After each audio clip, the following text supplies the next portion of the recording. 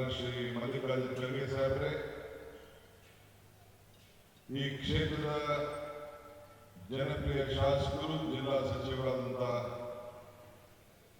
KH. ಮುನಿಯಪ್ಪನವರೇ, ನಮ್ಮ ಹಿಂದಿನ ಸಚಿವರಾದಂತಹ George ಸಾಹೇಬ್ರೆ, ಪರಮ ಪೂಜ್ಯ ಮನೋಹರ್ ಕಟ್ಟಿ ಬಂದೇಜರವರೇ, ಶಾಸಕರಾದಂತಹ ಶರತ್ ಬಚ್ಚೇಗೌಡ್ರೆ, ಶ್ರೀನಿವಾಸ್ ಅವರೇ, ರವಿ ಅವರೇ, ವೆಂಕಟಣ್ಣಪ್ಪನವರ ಮಾಜಿ ಶಾಸಕರು ಸಿ ನಾರಾಯಣಪ್ಪನವರೇ, ನಾರಾಯಣಸ್ವಾಮಿ ಅವರೇ, ಶಿವಣ್ಣವರೇ, ಜಿಲ್ಲಾ ಕಾಂಗ್ರೆಸ್ನ ಅಧ್ಯಕ್ಷರಾದಂತಹ ಸಿ.ಆರ್. ಗೌಡ್ರೆ, ಶಾಂತಕುಮಾರ್ ಅವರೇ, ಮಿಲ್ಕ್ ಯೂನಿಯನ್ನ ಡೈರೆಕ್ಟರ್ ಅವರೇ, ಬ್ಲಾಕ್ ಕಾಂಗ್ರೆಸ್ನ ಅಧ್ಯಕ್ಷರೇ, ಎಲ್ಲ ನಮ್ಮ ಪದಾಧಿಕಾರಿಗಳೇ, ಎಲ್ಲ ಅಧಿಕಾರಿ ಮಿತ್ರರೇ, ಈ ಪವಿತ್ರವಾದಂತಹ ಕಾರ್ಯಕ್ರಮಕ್ಕೆ ಆಗಮಿಸತಕ್ಕಂಥ ಎಲ್ಲ ಬಂಧು ಭಗಿನಿಯರೇ, ನಾನು ಮುಖ್ಯಮಂತ್ರಿ ಆದಮೇಲೆ ಇದು ಸರ್ಕಾರದ ಎರಡನೇ ಕಾರ್ಯಕ್ರಮ. ಮೊದಲನೇ ಕಾರ್ಯಕ್ರಮವನ್ನ ಒಂದು ಇತಿಹಾಸವನ್ನ ಸೃಷ್ಟಿ ಮಾಡಿ ತುಂಗಭದ್ರಲ್ಲಿ ಕಲ್ಯಾಣ ಕರ್ನಾಟಕದಲ್ಲಿ ಏನು ನಾವು ನಮ್ಮ ಗೇಟ್ಗಳನ್ನು ಕಿತ್ಕೊಂಡು ಹೊರಟೋಗಿತ್ತು, ಕೇವಲ 6 ತಿಂಗಳಲ್ಲಿ ಹೊಸದಾಗಿ ಪ್ರಾರಂಭ ಮಾಡಿ ದೇಶದಲ್ಲಿ ಮೊದಲನೇ ಬಾರಿಗೆ 3 ಜನ ಮುಖ್ಯಮಂತ್ರಿಗಳು ಸೇರಿ, ಆಂಧ್ರ ಮುಖ್ಯಮಂತ್ರಿಗಳು ಚಂದ್ರಬಾಬು ನಾಯ್ಡು, ತೆಲಂಗಾಣ ಮುಖ್ಯಮಂತ್ರಿಗಳು ರೇವಂತ್ ರೆಡ್ಡಿ ಅವರು, ನಾನು ಮತ್ತು ಸಿ.ಆರ್. ಪಾಟೀಲ್ ಅವರು ಸೇರಿ ಕೆಲವು ಐತಿಹಾಸಿಕವಾದಂತಹ ನಿರ್ಣಯವನ್ನ ಮಾಡಿ ಗೋದಾವರಿ, ಕಾವೇರಿ, ಕೃಷ್ಣ ಎಲ್ಲ ನೀರನ್ನ ಜೋಡಣೆ ಮಾಡುವಂತ ವಿಚಾರದಲ್ಲಿ ಚರ್ಚೆ ಮಾಡಿ ಮತ್ತು ತುಂಗಭದ್ರಾ ನೀರನ್ನ 33 TMC ನೀರನ್ನ ಉಳಿಸಲಿಕ್ಕೆ ಒಂದು ಐತಿಹಾಸಿಕವಾದಂತಹ ಚರ್ಚೆಯನ್ನು ಮಾಡಿ ಒಪ್ಪಂದಕ್ಕೆ ಬಂದ ನಂತರ ಇವತ್ತು ಬೆಂಗಳೂರು ಜಿಲ್ಲೆ, ನಾವೆಲ್ಲ ಬೆಂಗಳೂರು ಜಿಲ್ಲೆಯ ಜನ, ಸರ್ಕಾರದ ಅದು ವಿಶೇಷವಾಗಿ ಬಾಬಾ ಸಾಹೇಬ್ ಅಂಬೇಡ್ಕರ್ ಅವರ ಪುತ್ಥಳಿಯನ್ನ ಈ ಜಿಲ್ಲೆಯ ಆವರಣದಲ್ಲಿ ನಮ್ಮ ರಾಷ್ಟ್ರೀಯ ಕಾಂಗ್ರೆಸ್ ಅಧ್ಯಕ್ಷರಾದ ಮಲ್ಲಿಕಾರ್ಜುನ ಖರ್ಗೆ ಸಾಹೇಬ್ರ ಕೈಯಲ್ಲಿ ಇದನ್ನ ನಾವು ಉದ್ಘಾಟನೆಯನ್ನು ಮಾಡಿಸಿದ್ದೇವೆ. ಎಂಥ ಗಳಿಗೆಯಲ್ಲಿ ಈ ಕಾರ್ಯಕ್ರಮವನ್ನು ಉದ್ಘಾಟನೆ ಮಾಡಿಸಿದ್ದೇವೆ ಅಂದ್ರೆ, ಬುದ್ಧ ಬಸವನು ಮನೆ ಬಿಟ್ಟ ಗಳಿಗೆಯಲ್ಲಿ, ಯೇಸು ಕ್ರಿಸ್ತನು ಶಿಲುಬೆಗೇರಿದ ಗಳಿಗೆಯಲ್ಲಿ, ಪೈಗಂಬರವರು ದೇವವಾಣಿಗೇರಿದ ಗಳಿಗೆಯಲ್ಲಿ, ಭೀಮಾಬಾಯಿರವರು ಅಂಬೇಡ್ಕರ್ ಅವರಿಗೆ ಜನ್ಮ ಕೊಟ್ಟಂತ ಗಳಿಗೆಯಲ್ಲಿ, ಮಹಾತ್ಮ ಗಾಂಧೀಜಿಯವರು ಕಾಂಗ್ರೆಸ್ನ ನಾಯಕತ್ವ ವಹಿಸಿದ ಗಳಿಗೆಯಲ್ಲಿ, ಕೆಂಪೇಗೌಡರು ಬೆಂಗಳೂರಿನ ಕಟ್ಟಿದ ಗಳಿಗೆಯಲ್ಲಿ, ಇಂಥದೇ ಆದಂತಹ ಪವಿತ್ರ ಗಳಿಗೆಯಲ್ಲಿ ನಮ್ಮ ಸಂವಿಧಾನವನ್ನ ಕೊಟ್ಟು ಇಡೀ ನಮ್ಮ ನೊಂದ ಬೆಂದ ಬೇವರಿಗೆ ಜಾತಿ ರೋಗಕ್ಕೆ ಚಿಕಿತ್ಸೆ ನೀಡಿದಂತ ಒಬ್ಬ ಧೀಮಂತ ನಾಯಕನ ಪುತ್ಥಳಿಯನ್ನ ನಾವು ಆವರಣ ಮಾಡುವಂತ ದೊಡ್ಡ ಅವಕಾಶ ನಮ್ಮ ಮಲ್ಲಿಕಾರ್ಜುನ ಖರ್ಗೆ ಸಾಹೇಬರ ಕೈಯಲ್ಲಿ ನೆರವೇರಿಸಿದ್ದು ನಮ್ಮೆಲ್ಲರ ಭಾಗ್ಯ ಅಂತ ಹೇಳಿ ನಾನು ಭಾವಿಸಿಕೊಂಡಿದ್ದೇನೆ. ಅವರ ಅನೇಕ ಆದರ್ಶಗಳು, ಚಿಂತನೆಗಳು ನಾವೆಲ್ಲ ಗಮನಿಸಿದ್ರೆ, ಇವತ್ತು ಭೀಮಾಬಾಯಿಯವರ ಜನ್ಮ, ತಾಯಿಯ ಒಂದು ಮಗುವಿಗೆ ಕೊಟ್ಟಂತ ಜನ್ಮ ಇಡೀ ಅವರ ಬದುಕಿಗೆಲ್ಲ, ನಮ್ಮ ರಾಷ್ಟ್ರದ ಬದುಕಿಗೆ ನಮಗೆ ಸಂವಿಧಾನವನ್ನು ಕೊಟ್ಟು ಬರೀ ಒಂದು ವರ್ಗದ ನಾಯಕರಾಗಿ ಬಾಬಾ ಸಾಹೇಬ್ ಅಂಬೇಡ್ಕರ್ ಅವರು ಈ ಹೋರಾಟವನ್ನು ಮುಂದುವರಿಸಲಿಲ್ಲ. ಎಲ್ಲ ಶೋಷಿತ ವರ್ಗಕ್ಕೆ ಎಲ್ಲರೂ ಕೂಡ ನ್ಯಾಯಬದ್ಧವಾಗಿ ಈ ಸೂರ್ಯನ ಕೆಳಗಡೆ ಭೂಮಿ ಮೇಲೆ ಇರುವಂತ ನಮ್ಮ ಭಾರತದ ಎಲ್ಲ ಜನರು ಕೂಡ ಸಮಾನತೆಯಿಂದ ಬದುಕಬೇಕು ಅಂತ ಹೇಳಿ ನಮಗೆ ರೂಪವನ್ನು ಕೊಟ್ಟಂತ ಒಬ್ಬ ಧೀಮಂತ ನಾಯಕ. ಇಡೀ ರಾಷ್ಟ್ರದಲ್ಲೇ ನೀವು ಭಾರತದ ಉದ್ದಗಲಕ್ಕೂ ಕೂಡ ನೀವೆಲ್ಲ ಗಮನಿಸಬಹುದು. ಬಹುಶಃ ಯಾವ ಮಹಾತ್ಮ ಗಾಂಧೀಜಿಯವರ ಪುತ್ಥಳಿ ಜೊತೆಯಲ್ಲೇ ಇವತ್ತು ಬಾಬಾ ಸಾಹೇಬ್ ಅವರ ಪುತ್ಥಳಿಯನ್ನು ನಾವು ಈ ಇಡೀ ದೇಶದ ಉದ್ದಗಲೂ ಕೂಡ ಇರೋದನ್ನು ನಾವು ಗಮನಿಸಿದ್ದೇವೆ. ನಾನು ಎಲ್ಲರೂ ಕೂಡ ಹಿಂದೆ ಕೂಡ ನಾನು ಅನೇಕ ಸಂದರ್ಭದಲ್ಲಿ ಹೇಳ್ತೇನೆ, ಒಂದು ಜಾತಿ ವರ್ಗಕ್ಕೆ ಬಾಬಾ ಸಾಹೇಬ್ ಅಂಬೇಡ್ಕರ್ ಅವ್ರನ್ನ ಸೀಮಿತಗೊಳಿಸಬಾರದು. ಇಡೀ ದೇಶಕ್ಕೆ ಒಂದು ಸಮಾನತೆಯನ್ನು ಕೊಟ್ಟಂತ ಒಬ್ಬ ಧೀಮಂತ ನಾಯಕ, ಎಲ್ಲ ವರ್ಗಕ್ಕೂ ಕೂಡ ನಾಯಕರಾಗಿ ಇವತ್ತು ಸಮಾನತೆಯನ್ನ ಮೆರೆದು ಶಿಕ್ಷಣಕ್ಕೆ ಸ್ವಾತಂತ್ರ್ಯ, ಪ್ರತಿ ಹಂತಕ್ಕೂ ಕೂಡ ಸಮಾನತೆಯನ್ನ, ನಿಜವಾದ ಸ್ವಾತಂತ್ರ್ಯವನ್ನ ನೀಡಿದಂತ ಒಬ್ಬ ನಾಯಕರನ್ನ ನಾವು ನೆನೆಸ್ಕೊಳ್ಳುವಂತ ಒಂದು ಭಾಗ್ಯ ನಮಗೆಲ್ಲ ಇವತ್ತು ಸೇರಿದೆ. ಅಂಬೇಡ್ಕರ್ ಅವರ ಚಿಂತನೆಗಳು ಯಾವಾಗಲೂ ಕೂಡ ಸಮಾನತೆ ಬಗ್ಗೆ, ಎಲ್ಲ ವರ್ಗದ ಬಗ್ಗೆ, ನಾವು ಸಮಾನತೆ ಬಗ್ಗೆ ನಾವು ಪ್ರತಿ ಹಂತದಲ್ಲೂ ನೋಡ್ತಾ ಇದ್ದೇವೆ. ಇವತ್ತು ನಮ್ಮ ಸರ್ಕಾರ, ಕಾಂಗ್ರೆಸ್ ಸರ್ಕಾರ, ಈಗ ಸಿದ್ದರಾಮಯ್ಯನವರ ಸರ್ಕಾರ ಬಂದ ಮೇಲೆ ನಾವು ನಮ್ಮ ಸಂವಿಧಾನದ ಪೀಠಿಕೆಯನ್ನು ನಮ್ಮ ಮಕ್ಕಳಿಗೆ ಪರಿಚಯನ ಮಾಡಿಕೊಳ್ಳಲಿಕ್ಕೆ, ಸಮಾಜದ ಎಲ್ಲ ಜನರು ಕೂಡ ಸೋದರ ಭಾವತ್ವವನ್ನು ನೆನಪು ಮಾಡಿಕೊಂಡು ಎಲ್ಲ ಧರ್ಮದ ಎಲ್ಲ ವರ್ಗದ ಜನರು ಕೂಡ ಒಗ್ಗಟ್ಟಾಗಿ ನಾವು ಇರಬೇಕು ಅಂತ ಹೇಳಿ ಆ ಪೀಠಿಕೆಯನ್ನ ಬೋಧಿಸುವಂತ ಒಂದು ಐತಿಹಾಸಿಕ ತೀರ್ಮಾನವನ್ನ ಮಾಡಿಕೊಂಡು ಬಂದಿದೆ. ಇಂಥ ಕಾರ್ಯಕ್ರಮಗಳನ್ನು ನಡೆಯೋದು ಬರೀ ಕಾಂಗ್ರೆಸ್ ಸರ್ಕಾರಗಳಲ್ಲಿ ಮಾತ್ರ ಸಾಧ್ಯ. ಬೇರೆ ಸರ್ಕಾರಗಳು ಇಂಥ ಆಲೋಚನೆ ಮಾಡಲಿಕ್ಕೆ ಸಾಧ್ಯ ಇಲ್ಲ. ಮಾನವೀಯತೆಗಿಂತ ದೊಡ್ಡ ಧರ್ಮ ಇದು ಅನ್ನೋದನ್ನ ನಾವು ಮಾಡಲಿಕ್ಕೆ ಸಾಧ್ಯ ಇಲ್ಲ. ಸೊ ಅದರಿಂದ ಇವತ್ತು ಅವರು ಮಾಡಿದಂಥ ಸಾಧನೆ ನಾವೆಲ್ಲ ಸ್ಮರಿಸ್ತಾ ಇರ್ತೇವೆ. ಸಾಧನೆ ಇಲ್ಲದರೆ ಸತ್ತರೆ ಸಾವಿಗೆ ಅವಮಾನ, ಆದರ್ಶ ಇಲ್ಲದೆ ಬದುಕಿದರೆ ಬದುಕಿಗೆ ಅವಮಾನ. ಹಂಗೆ ಅವರು ಬಾಬಾ ಸಾಹೇಬ್ ಅಂಬೇಡ್ಕರ್ ಅವರು ಸಾಮಾಜಿಕ ಸಮಾನತೆ, ಅಸ್ಪೃಶ್ಯತೆ ವಿಚಾರವಾಗಿ ಹೋರಾಟವನ್ನು ಮಾಡಿ ನಮ್ಮೆಲ್ಲರೂ ಕೂಡ ಒಟ್ಟು ತೆಗೆದುಕೊಂಡು ಹೋಗುವಂತ ಕೆಲಸವನ್ನು ಇವತ್ತು ಮಾಡಿದ್ದಾರೆ. ಮನುಷ್ಯ ಯಾವಾಗಲೂ ಕೂಡ ಚಿರಂಜೀವಿಯಾಗಿರಲಿಕ್ಕೆ ಸಾಧ್ಯ ಇಲ್ಲ. ಆದರೆ ಆತನ ಚಿಂತನೆಗಳು ಶಾಶ್ವತವಾಗಿ ಉಳಿಬೇಕು ಅನ್ನೋದು ಅವರು ನುಡಿದಂತ ಮಾತು. ನಿನ್ನನ್ನು ಟೀಕಿಸುವವರಿಗೆ ಸಾಧನೆ ಮುಖಾಂತರ ಉತ್ತರವನ್ನು ಕೊಡಬೇಕು ಅನ್ನೋದನ್ನ ನಮ್ಮೆಲ್ಲರೂ ಕೂಡ ಮಾರ್ಗದರ್ಶನವನ್ನ ಕೊಟ್ಟಿದ್ದಾರೆ. ಆದ್ರಿಂದ ನಿನ್ನ ಹಣೆ ಬರದಲ್ಲಿ ನೀನು ನಂಬಿಕೆ ಇಟ್ಕೊಳಕ್ ಹೋಗ್ಬೇಡ. ನಿನ್ನ ಶಕ್ತಿ, ನಿನ್ನ ಕಾರ್ಯದಲ್ಲಿ ನಿನ್ನ ಮೇಲೆ ನಂಬಿಕೆ ಇರಲಿ, ನಿನ್ನ ಶ್ರಮಕ್ಕೆ ಫಲ ಸಿಗಲಿ ಅನ್ನೋದನ್ನ ನಮ್ಮೆಲ್ಲರೂ ಕೂಡ ಹೇಳಿ ಇವತ್ತು ಹೋಗಿದ್ದಾರೆ.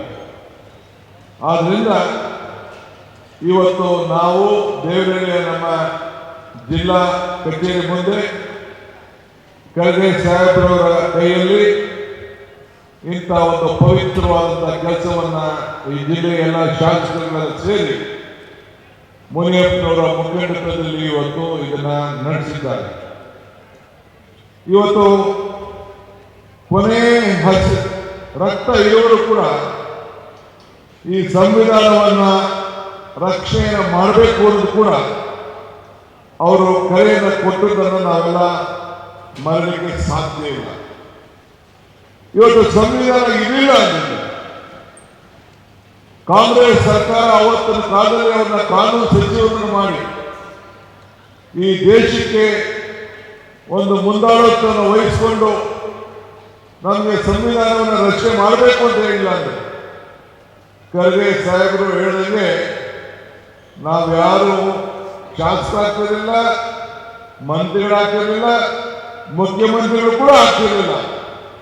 ಈ ಧ್ವನಿಯನ್ನ ಕೊಟ್ಟಂತ ಒಬ್ಬ ಧೀಮಂತ ನಾಯಕರಿಗೆ ಇವತ್ತು ನಾವು ಸ್ಮರಿಸುವಂತ ಒಂದು ಭಾಗ್ಯ ಎಲ್ಲ ವರ್ಗದ ಜನರು ಕೂಡ ಇವತ್ತು ಸಿಕ್ಕಿದೆ. ಆದ್ರಿಂದ ಇವತ್ತು ನಾನು ತಮಗೆಲ್ಲ ಹೇಳೋದಿಷ್ಟೇ, ಇವತ್ತು ದೇವನಹಳ್ಳಿ ಈ ತಾಲೂಕು, ಬೆಂಗಳೂರು ಗ್ರಾಮಾಂತರ ಜಿಲ್ಲೆ, ಇಡೀ ಬೆಂಗಳೂರು ದಕ್ಷಿಣ ಜಿಲ್ಲೆ, ನಾವೆಲ್ಲ ಬೆಂಗಳೂರು ಜಿಲ್ಲೆಯ ಜನ. ಆದರೆ ನಮ್ಮ ರಾಜ್ಯದಲ್ಲಿ ನಾವು ಪ್ರತಿಯೊಂದು ಸಂದರ್ಭದಲ್ಲೂ ಕೂಡ ಸಂವಿಧಾನವನ್ನು ರಕ್ಷಣೆ ಮಾಡಿಕೊಂಡು ನೊಂದು ಬೆಂದಂತ ಜನರಿಗೆ ಇವತ್ತು ನಾವು ಶಕ್ತಿಯನ್ನು ತುಂಬಿಕೊಂಡಂತ ಕೆಲಸವನ್ನು ನಾವು ಮಾಡ್ಕೊಂಡು ಬರ್ತಾ ಇದ್ದೇವೆ.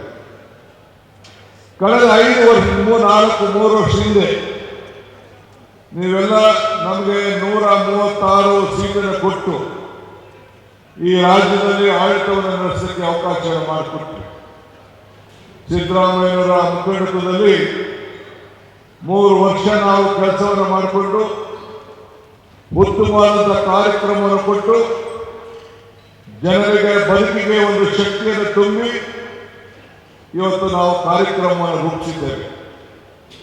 ಏನು ನಮ್ಮ ಕಾಂಗ್ರೆಸ್ ಸರ್ಕಾರದಲ್ಲಿ ಸಿದ್ದರಾಮಯ್ಯ ನೇತೃತ್ವದಲ್ಲಿ ಏನು ಕಾರ್ಯಕ್ರಮಗಳನ್ನು ಈ ಜನರಿಗೆ ಕೊಟ್ಟಿದ್ದೇವೆ, ಯಾವ ರೀತಿ ಸಂವಿಧಾನವನ್ನು ರಕ್ಷಣೆ ಮಾಡಿದ್ದೇವೆ, ಎಲ್ಲ ಕಾರ್ಯಕ್ರಮ ಕೂಡ ಚಾಚು ತಪ್ಪದೆ ನಡೀತದೆ. ಇದು ಬರೀ ಇನ್ನು ಮುಂದಕ್ಕೆ 2 ವರ್ಷ ಅಲ್ಲ, ಇನ್ನು 2028 ಕೂಡ ಮತ್ತು 2029 ಕೂಡ ಕರ್ನಾಟಕ ರಾಜ್ಯದಲ್ಲಿ ಮತ್ತು ರಾಷ್ಟ್ರದಲ್ಲಿ ನಿಮ್ಮದೇ ಆದಂಥ ಒಂದು ಸರ್ಕಾರ ರಚನೆ ಆಗ್ತದೆ ಅನ್ನೋ ಒಂದು ಆತ್ಮವಿಶ್ವಾಸ ಇವತ್ತು ನನಗೆ ಇದೆ. ಇವತ್ತು ನಾವು ನೀವೆಲ್ಲ ಸೇರಿ ಇವತ್ತು ಈ ರಾಜ್ಯದ ಅಭಿವೃದ್ಧಿ ಬಗ್ಗೆ ನಾವೆಲ್ಲ ಚಿಂತನೆಯನ್ನು ನಾವು ಮಾಡ್ತಾ ಇದ್ದೇವೆ. ಇವತ್ತು ಪ್ರಜೆಗಳಿಗೋಸ್ಕರ ಜನರ ಸಮಸ್ಯೆಯನ್ನು ಬಾಬಾ ಸಾಹೇಬ್ ಅಂಬೇಡ್ಕರ್ ಅವರು ಹೋರಾಟವನ್ನು ಮಾಡು, ಧ್ವನಿಯನ್ನು ಎತ್ತು ಅಂತೇಳಿ ಕರೆಯನ್ನು ಕೊಟ್ಟಂತ ಹಿನ್ನೆಲೆಯಲ್ಲಿ ಇವತ್ತು ಯಾವ ಸಮಾಜ ಧ್ವನಿಯನ್ನು ಎತ್ತರೆ ಅವರಿಗೆ ಸ್ಪಂದಿಸಬೇಕು ಅಂತೇಳಿ ನಾನು ಮುಖ್ಯಮಂತ್ರಿ ಆದ ತಕ್ಷಣ ಒಂದು ಹೊಸ ಇಲಾಖೆಯನ್ನ ಹೋರಾಟವನ್ನು ಮಾಡೋರಿಗೆ, ನೊಂದ ಜನರಿಗೆ ಧ್ವನಿಯನ್ನ ತುಂಬಲು, ಅವರ ವಿಚಾರವನ್ನು ತಿಳ್ಕೊಂಡು ಪ್ರತಿ ಜಿಲ್ಲೆಯಲ್ಲೂ ಕೂಡ ಅವರಿಗೆ ಶಕ್ತಿಯನ್ನು ತುಂಬುವಂಥ ಕೆಲಸವನ್ನು ಮಾಡಬೇಕು ಅಂತೇಳಿ ಪ್ರಜಾ ಸೇವಾ ಇಲಾಖೆಯನ್ನು ನಾನು ಸ್ಥಾಪನೆಯನ್ನು ಈಗಾಗಲೇ ಮಾಡಿ ಘೋಷಣೆಯನ್ನು ನಾವು ಮಾಡಿದ್ದೇವೆ. ಇವತ್ತು 5 ಗ್ಯಾರಂಟಿ ಜೊತೆಯಲ್ಲಿ 6ನೇ ಗ್ಯಾರಂಟಿ ಆಗಿದೆ. ಈ ರಾಜ್ಯದ ಪ್ರತಿಯೊಬ್ಬ ನಾಗರಿಕರಿಗೂ ಅವನು ಕಷ್ಟಪಟ್ಟು ದುಡಿದಂತ ಆಸ್ತಿಯನ್ನು ರಕ್ಷಣೆ ಮಾಡಿಕೊಳ್ಳಿಕ್ಕೆ, ಅವನ ಭೂಮಿಯನ್ನ ಸರಿಯಾದ ರೀತಿ ದಾಖಲೆಯನ್ನು ಮಾಡಿಕೊಂಡು ಅವನ ವಂಶ ಪಾರಂಪರ್ಯವಾಗಿ ಬದುಕಲು ಈ ಎಲ್ಲ ಆಸ್ತಿಗಳಿಗೆ ಖಾತೆಗಳು, ಪೋಲಿಗಳು, ಭೂಮಿ ಗ್ಯಾರಂಟಿಯನ್ನು ಕೊಟ್ಟು ಈಗಾಗಲೇ 6 ಗ್ಯಾರಂಟಿಗಳಿಗೆ ಹೊಸ ರೂಪವನ್ನು ನಾವು ಕೊಟ್ಟಿದ್ದೇವೆ. ಹಿಂದೆ ಸರ್ಕಾರಗಳಿಂದ ತೀರ್ಮಾನ ಮಾಡಲಿಕ್ಕೆ ಸಾಧ್ಯ ಇಲ್ಲ.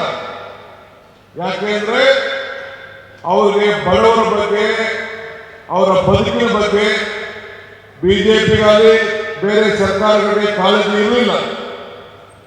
ನೀವು ಕೊಟ್ಟಂತ ಶಕ್ತಿಯಿಂದ, ಕಾಂಗ್ರೆಸ್ಸಿಗರು ಈ ದೇಶಕ್ಕೆ ಕೊಟ್ಟಂತ ಸ್ವಾತಂತ್ರ್ಯದಿಂದ, ಕಾಂಗ್ರೆಸ್ಸಿಗರು ಈ ದೇಶಕ್ಕೆ ಕೊಟ್ಟಂತ ಕ್ರೀಡಾದಿಂದ ಕಾಂಗ್ರೆಸ್ಗಳು ಈ ದೇಶಕ್ಕೆ ಕೊಟ್ಟಂತ ಸ್ವಾತಂತ್ರ್ಯದಿಂದ ಇವತ್ತು ಇಂಥ ಸಮಾನತೆಯ ಸರ್ಕಾರವನ್ನು ಹಾಕೊಳ್ಳಲಿಕ್ಕೆ ಅವಕಾಶ ಇದೆ. ಮಹಾತ್ಮ ಗಾಂಧೀಜಿಯವರ ಸ್ಥಾನದಲ್ಲಿ ಇವತ್ತು ಮಲ್ಲಿಕಾರ್ಜುನ ಖರ್ಗೆ ಅವರು ಕಾಂಗ್ರೆಸ್ ಪಕ್ಷದ ಅಧ್ಯಕ್ಷರಾಗಿ ಇವತ್ತು ಕೂತಿದ್ದಾರೆ.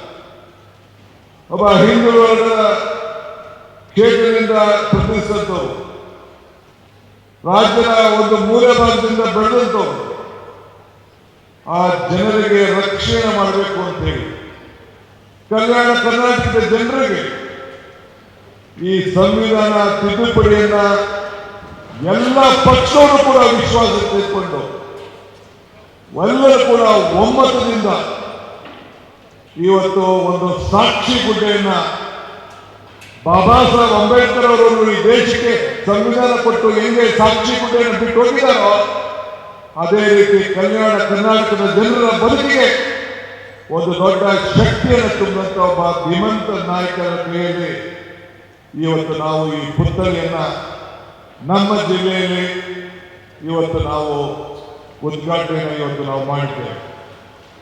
ಇವತ್ತು ಮುನಿಯಪ್ಪನವರು ಮತ್ತು ಅವರ ಶಾಸಕರು ಬಜ್ಜೇಗೌಡರು, ಶ್ರೀನಿವಾಸರು, ರವಿ ಎಲ್ಲ ಸೇರಿ, ವೆಂಕಟಪ್ಪ ಎಲ್ಲ ಸೇರಿ ಒಂದು ಭಿನ್ನತೆಯನ್ನು ಕೊಟ್ಟಿದ್ದಾರೆ. ಈ ದೇವನಹಳ್ಳಿಯ ಜಲ ಕೂಗ್ತಾ ಇದೆ, ನೀರು ಕೆಳಗಡೆ ಹೋಗ್ತಾ ಇದೆ, ನಮ್ಮನ್ನ ಬದುಕಿಸ್ಬೇಕು ಅಂತ.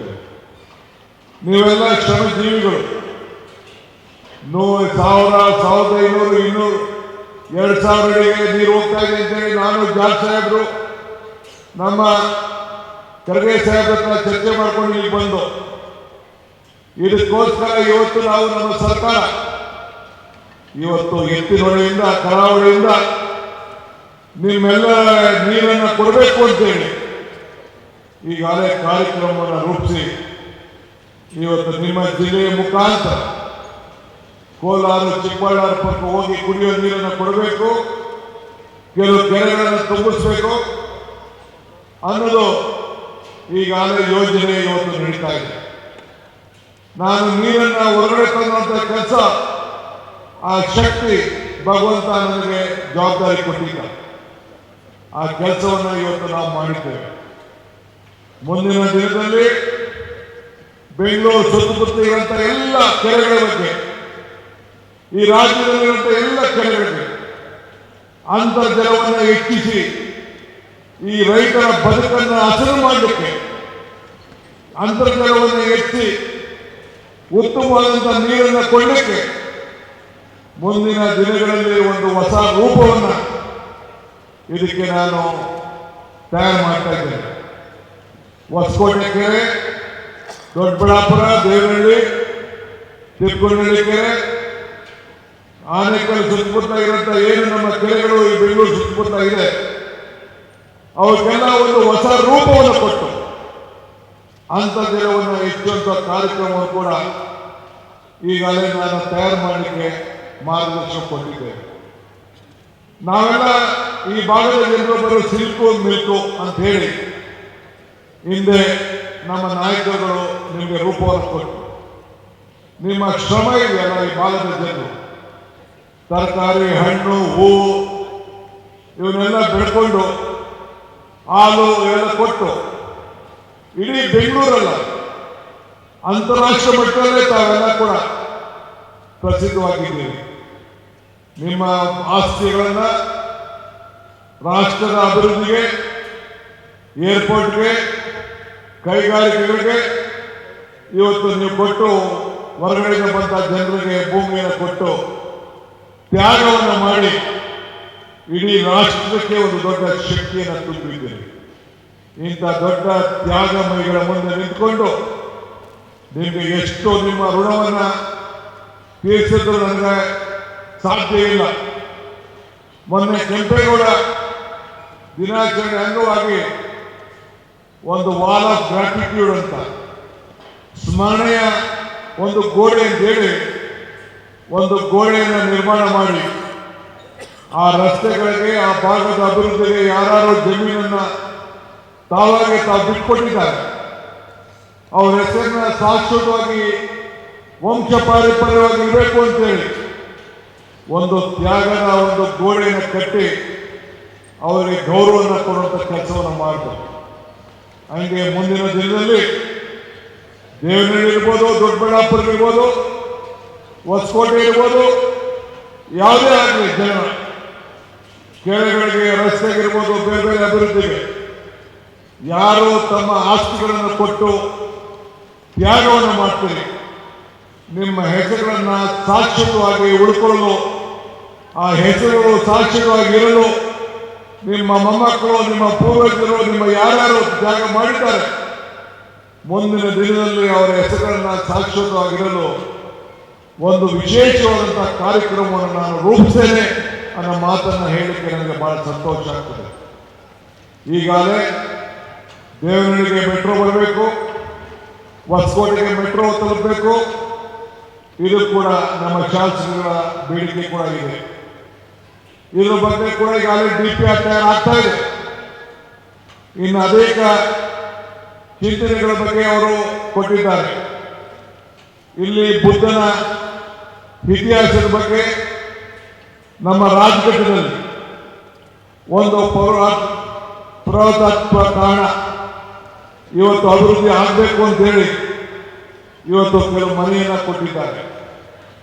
ನಾನು ಆ ಇತಿಹಾಸದ ವಿಚಾರದಲ್ಲಿ ಒಂದು ಅಧ್ಯಾಯ ಸಮಿತಿಯನ್ನು ರಚನೆ ಮಾಡಿ ಏನಾಗಬೇಕು ಅವತ್ತಿನ ಕಾಲದಲ್ಲಿ ಬೆಂಗಳೂರು ಗ್ರಾಮಾಂತರ ಜಿಲ್ಲೆ ರಾಜಘಟ್ಟದಲ್ಲಿ ಸುಮಾರು 1700 ವರ್ಷಗಳ ಪುರಾತನವಾದಂಥ ಬೌದ್ಧ ಸಂಸ್ಕೃತಿಯ ಅಮೂಲ್ಯವಾದಂಥ ಪುರಾತನ ಅವಶೇಷಗಳು ಬೆಳಕಿಗೆ ಬಂದಿರೋದು ನಮ್ಮ ಸರ್ಕಾರಕ್ಕೆ ಬಂದಿದೆ. ಇದು ದೊಡ್ಡ ಅಧ್ಯಯನವನ್ನು ನಾನು ನಡೆಸ್ತೇನೆ. ನಾನು ಕೂಡ ಗಯಕ್ಕೆ ಹೋಗಿದ್ದೆ. ಆ ಅಭಿಯಾನ ಗಯಕ್ಕೆ ಹೋಗಿ ಅಲ್ಲೂ ಕೂಡ ನಾನು ಆ ಒಂದು ಆಚಾರ ವಿಚಾರವನ್ನು ಗಮನಿಸಿ ಬಂದಿದ್ದೇನೆ. ಈ ದೇಶಕ್ಕೆ ಅವತ್ತಿನ ಕಾಲದಲ್ಲಿ ಕೊಟ್ಟಂತ ಮಾನವೀಯತೆ, ಬುದ್ಧನ ಆಚಾರ ವಿಚಾರ, ಆ ತ್ಯಾಗ ನಮ್ಮೆಲ್ಲರೂ ಕೂಡ ಒಂದು ದೊಡ್ಡ ಸ್ಫೂರ್ತಿಯಾಗಿ ನಮ್ಮ ಬದುಕಿನಲ್ಲಿ ನಾವು ಅಳವಡಿಸಿಕೊಳ್ಬೇಕು ಅನ್ನೋದು ನಮ್ಮೆಲ್ಲರ ಚಿಂತನೆ ಕೂಡ ಇದೆ. ಇದನ್ನು ನಾನು ಮುಂದಿನ ದಿನದಲ್ಲಿ ಇದಕ್ಕೆ ನನ್ನದೇ ಆದಂಥ ಒಂದು ನಮ್ಮ ಅಧಿಕಾರಿಗಳ ತಂಡಗಳನ್ನು ರಚಿಸಿ ಬೌದ್ಧ ಏನು ಒಂದು ಸಂಸ್ಕೃತಿ ಈ ಭಾಗದಲ್ಲಿತ್ತು ಆ ಪರಂಪರೆಯನ್ನು ಉಳಿಸುವಂಥ ಕೆಲಸ ಕೂಡ ಮಾಡ್ತೇವೆ. ಮುಂದಿನ ದಿನಗಳಲ್ಲಿ ಸರ್ಕಾರದ ಅನೇಕ ಕಾರ್ಯಕ್ರಮಗಳನ್ನು ಈಗಾಗಲೇ ನಾವು ಘೋಷಣೆ ಮಾಡಿದ್ದೇವೆ. 5 ಗ್ಯಾರಂಟಿಗಳ ಜೊತೆಯಲ್ಲಿ ನಮ್ಮ ವಿದ್ಯಾರ್ಥಿಗಳಿಗೆ ಎಲ್ಲ ಉಚಿತವಾಗಿ ಬಸ್ ಪಾಸ್ ಕೊಡುವಂಥ ವ್ಯವಸ್ಥೆಯನ್ನು ಕೂಡ ಈಗಾಗಲೇ ನಾನು ಘೋಷಣೆ ಕೂಡ ನಾನು ಮಾಡಿದ್ದೇನೆ. ಇನ್ನು ಅನೇಕರು ಕಾರ್ಯಕ್ರಮಗಳ ಯುವಕರ ಶಕ್ತಿ, ರಾಹುಲ್ ಗಾಂಧಿ ಅವರ ಚಿಂತನೆ ಇಡೀ ಭಾರತನ ಒಗ್ಗಟ್ಟಾಗಿರಬೇಕು ಅಂತೇಳಿ ಕಾಶ್ಮೀರದಿಂದ ಕನ್ಯಾಕುಮಾರಿವರೆಗೂ, ಕನ್ಯಾಕುಮಾರಿಯಿಂದ ಕಾಶ್ಮೀರವರೆಗೂ ಏನು ಅವರು ಹೆಜ್ಜೆಯನ್ನು ಹಾಕೋದು ಆ ಭಾರತವನ್ನು ಒಗ್ಗಟ್ಟಾಗಿರಬೇಕು ಅಂತೇಳಿ ಅದಕ್ಕೆ ಯುವಕರಿಗೆಲ್ಲ ಸಂವಿಧಾನ ರಕ್ಷಣೆ ಮಾಡಬೇಕು, ಸಂಸ್ಕೃತಿಯನ್ನು ಉಳಿಸಬೇಕು, ಯುವಕರು ಸಂಘಟನೆ ಆಗಬೇಕು, ಭಾರತವನ್ನು ಉಳಿಸಬೇಕು. ಆ ದಿಕ್ಕಿನಲ್ಲಿ ಭಾರತ್ ಜೋಡೋ ಯುವ ಸಂಘಟನೆಯ ಕಾರ್ಯಕ್ರಮವನ್ನು 10,000 ಸಂಘಗಳನ್ನ ಈ ರಾಜ್ಯದಲ್ಲಿ ಸ್ಥಾಪನೆ ಮಾಡುವಂತಹ ಕೆಲಸವನ್ನು ನಾವು ಪ್ರಾರಂಭವನ್ನು ಮಾಡಲಿಕ್ಕೆ ಆದೇಶವನ್ನು ಹೊರಡಿಸಿದ್ದೇನೆ. ಮುಂದಿನ ದಿನದಲ್ಲಿ ನಿಮ್ಮ ಪ್ರತಿಯೊಂದು ಪಂಚಾಯಿತಿಯಲ್ಲೂ ಕೂಡ ನೀವು ಸಂಘಟನೆಯಾಗಿ ಈ ದೇಶದಲ್ಲಿ ಐಕ್ಯತೆ, ಸಮಗ್ರತೆ ಮತ್ತು ಶಾಂತಿಯನ್ನು ಕಾಪಾಡಲಿಕ್ಕೆ ತಾವೆಲ್ಲ ಸಹಕಾರವನ್ನು ಕೊಡಬೇಕು. ಇದು DK ಶಿವಕುಮಾರ್ ಸರ್ಕಾರ ಅಲ್ಲ, ಇದು ಜನರ ಸರ್ಕಾರ, ನಿಮ್ಮ ಸರ್ಕಾರ, ಸಂವಿಧಾನ ಬದ್ಧವಾದಂಥ ಸರ್ಕಾರ ಅನ್ನೋ ಮಾತನ್ನು ಈ ಸಂದರ್ಭದಲ್ಲಿ ಹೇಳಿ ಎಲ್ಲ ನಾಯಕರುಗಳಿಗೆ ಅಭಿನಂದಿಸಿ ಶುಭ ಹಾರೈಸಿ ತಡವಾಗಿ ಬಂದಕ್ಕೆ ನೀವೆಲ್ಲ ಕ್ಷಮಿಸಬೇಕು ಅಂತೇಳಿ ಪ್ರಾರ್ಥಿಸಿ ನನ್ನ ಮಾತನ್ನು ಮುಗಿಸ್ತೇನೆ. ಜೈ ಹಿಂದ್, ಜೈ ಕರ್ನಾಟಕ, ಜೈ ಭೀಮ್. ಹೆಚ್ಚಿನ ವಿಡಿಯೋಗಳಿಗೆ ಪ್ರತಿಧ್ವನಿ ಯೂಟ್ಯೂಬ್ ಚಾನೆಲ್ ಸಬ್ಸ್ಕ್ರೈಬ್ ಮಾಡಿ, ಬೆಲ್ ಐಕಾನ್ ಕ್ಲಿಕ್ ಮಾಡಿ.